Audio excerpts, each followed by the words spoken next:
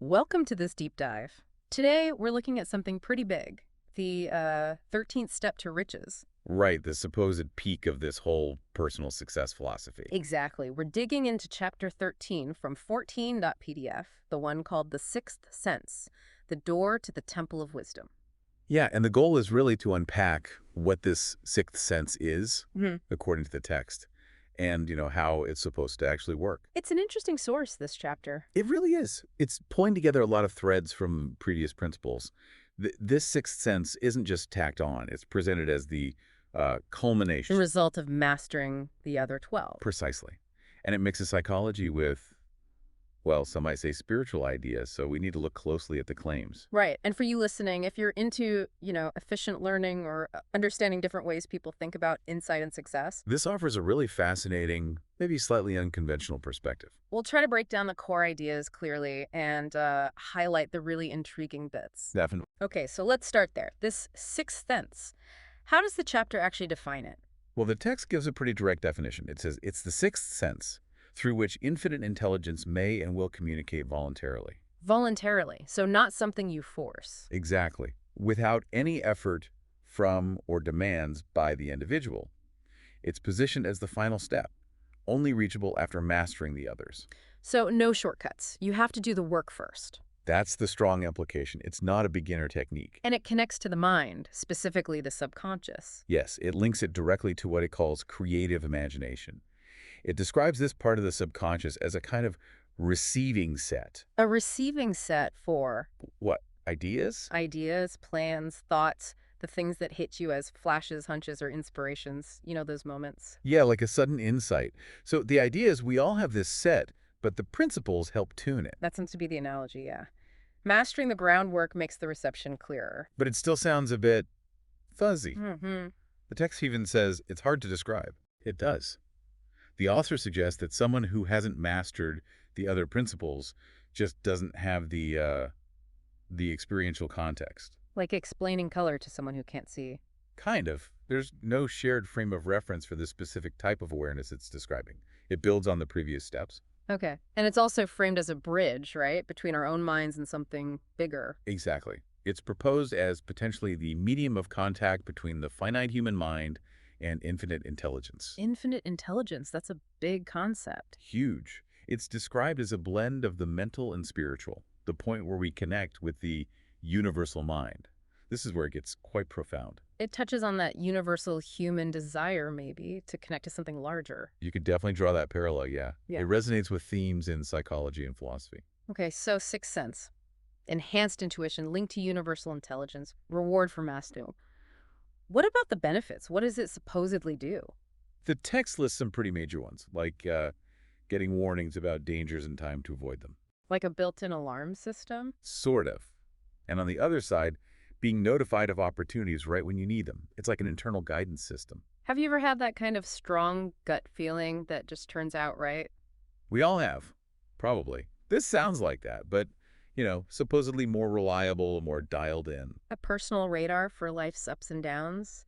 It also mentions a guardian angel. That sounds quite mystical. It does, and the author addresses that directly. They say, I am not a believer in nor an advocate of miracles. Oh, interesting. So how do they explain it then? They argue that the sixth sense seems miraculous only because we don't understand the underlying principles. They attribute it to this infinite intelligence again. This force permeating everything. Yeah, permeating all matter and energy. They claim this intelligence can transmute desires into reality through these principles. So the guardian angel isn't a literal angel. It seems more like a metaphor, a way to describe the guidance and insight you get from that connection to infinite intelligence once you've built it. Less supernatural, more super attuned intuition facilitated by this connection. That seems to be the idea. Yeah. And the author insists this isn't just faith. It's based on their own experiments and experience with these principles. Which brings us back to those first 12 principles again. It seems crucial. Absolutely crucial. The text hammers this point home. It's sequential. You build the foundation first. And if you haven't, Then you're likely to be skeptical, which the author anticipates. Understanding comes through practice, step by step. right. Okay, so we have this advanced intuition concept, but then the chapter introduces something really personal. The invisible counselors. What's going on there? Yeah, this is a fascinating detour. The author shares a personal technique they used for character development. How did it work? They held imaginary meetings every night.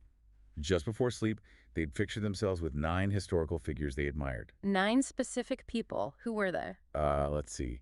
Emerson, Paine, Edison, Darwin, Lincoln, Burbank, Napoleon, Ford, and Carnegie. Quite a lineup. Wow, and they just Right. imagine talking to them. Yes. With the author as chairman, they'd visualize them around a table. It's a bit like guided imagery, maybe. What was the point? Just visualization. No, it had a very specific goal: to rebuild their own character by consciously adopting the traits they admired in these men. Like absorbing their qualities through imagination. Exactly. They called it a voluntary rebirth, a way to overcome perceived limitations from their upbringing by embodying these role models. So, a really focused self-improvement technique. How did the meetings actually happen? In their head, I mean. They would mentally address each figure, sometimes even speaking aloud, asking for specific knowledge or qualities. Like asking Emerson for wisdom about nature. Or Napoleon for his ability to inspire people, or Edison for his spirit of faith and hard work. It was an active mental dialogue. Okay, but then it got weirder, right? The figures started acting on their own. That's what the author claims. They apparently developed distinct personalities and even started interacting. And interacting how? Well, Lincoln was always imagined as late and serious. Burbank and Paine supposedly had witty banter. Napoleon apparently reacted strongly to Paine sometimes. That sounds incredibly vivid, almost like the subconscious mind was improvising. It suggests a very deep level of imaginative engagement, definitely. As if these weren't just static images anymore. And the Edison encounter, that sounds particularly strange. Right. The author describes imagining Edison arriving early one night and talking about life being made of intelligent energy units. Energy units. Yeah, drawn by thoughts and desires. And he supposedly said the author was being helped by the same units of life that served these great men, eternal units. Whoa, and the author actually talked to the real Edison about this. Yes, apparently they did, since Edison was alive then. And Edison's response was cryptic, something like, "Your dream was more a reality than you may imagine." Chilling. I can see why the author might have gotten spooked. Totally. They admit they stopped the practice for months, fearing they were losing their grip on reality. But they started again. Why? Because of another vivid experience, this time with Lincoln. Appearing at the bedside. Seriously? Well, the author wasn't sure if it was a dream or real, but they described Lincoln. The text mentions emergencies triggering it too, right? Near accidents. Yes, times of extraordinary mental stimulation. Yeah. The counselor meetings were like a deliberate way to create that stimulation. So the author felt they were receiving actual knowledge and ideas through these imagined figures. They attribute inspired ideas and guidance directly to the influence of these counselors, especially during those meetings, saying they were guided past difficulties. So the goal shifted from just character building to actively seeking counsel on difficult problems. Yeah. With apparently often surprising results, though they didn't rely only on it. This all sounds geared towards, like, superachievers is the sixth sense for everyone. The text leans towards it being particularly key for those aiming really high, vast wealth or great achievement, maybe less crucial for more modest goals. And it names names, people who supposedly used it. Yeah, Ford, Edison, Napoleon, but also spiritual figures like Christ, Buddha, Confucius, Muhammad, suggesting their greatness stemmed partly from this knowledge. Okay, so it's powerful, linked to greatness, but easy to access. Definitely not presented as easy. It develops slowly through applying all the other principles. Takes time. A lot of time. The text says it's rare before age 40, often not till after 50. Why so late? It ties it to the maturing of related spiritual forces through things like meditation, self-examination, deep thought over many years. So it requires life experience and dedicated inner work. That seems to be the message. But interestingly, the author also says the book can still help you even if you don't fully get this sixth sense part. Especially if you're just focused on, say, making money. Right. But the chapter is included to make the philosophy complete, to show the path from just wanting something to achieving a deeper understanding. Understanding of Self, others, natural laws, happiness. This whole broader wisdom. And that deeper understanding, the text argues, is linked to using the sixth sense. So it's essential for the full picture, beyond just material success. Exactly. That's why it's in there, even if it's the most advanced and perhaps hardest to grasp concept. The author also suggests that just reading about it can be stimulating. Yeah, that reading the chapter might kickstart some kind of higher mental activity. They even recommend rereading it To what end? to potentially reach even higher levels of stimulation, overcome negativity, and really tap into that creative imagination. Which is seen as the powerhouse behind, well, pretty much all great thinkers and leaders. That's the claim. And harnessing that power is supposedly how you more easily turn desires into reality. Okay, one last connection.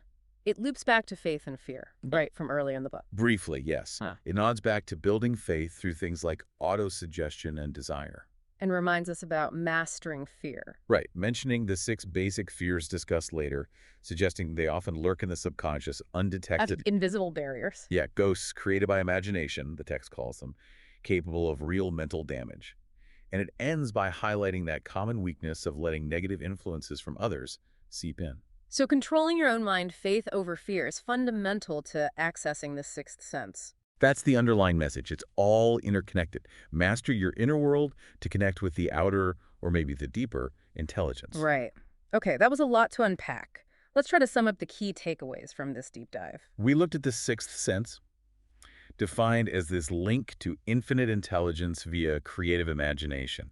Acting as a source of intuition, warnings, opportunities, the whole guardian angel metaphor. And crucially, it's presented as the result of mastering 12 prior principles, not a standalone trick. We also covered that really unique invisible counselors technique the author used. Yeah, for character building initially, then maybe for tapping into intuition, though the author stresses the imaginary aspect. It's certainly a thought-provoking chapter. Definitely. And thinking about that emphasis on the subconscious and intuition, it makes you wonder, doesn't it? How so? Well, for you listening, what about your own gut feelings, those hunches? Are you paying attention? Could exploring your own kind of inner counsel, even just imaginatively, offer useful insights for your own goals? It's a provocative thought. Maybe there's something to be gained from that kind of focused internal dialogue, regardless of how you frame it. It's certainly a unique perspective on accessing deeper understanding and maybe even achieving more.